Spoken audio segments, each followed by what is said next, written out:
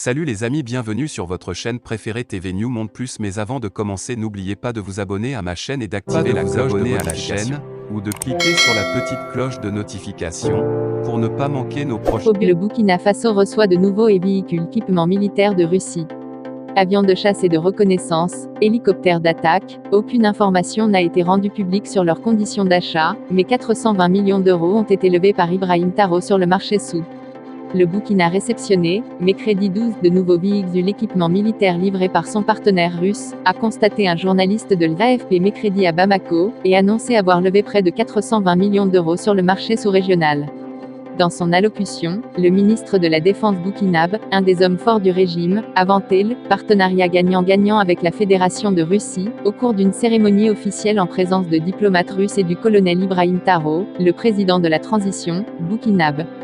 Les colonels, qui ont pris le pouvoir par la force en octobre 2022 dans ce pays en pleine tourmente sécuritaire, ont décidé de se séparer du vieil allié français engagé militairement contre les djihadistes depuis 2013 et de relancer ardemment la coopération avec la Russie.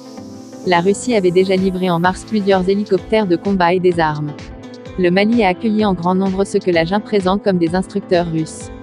Les partenaires occidentaux dénoncent pour leur part le recours de la junte au service de la société privée russe de sécurité Wagner, aux agissements décriés.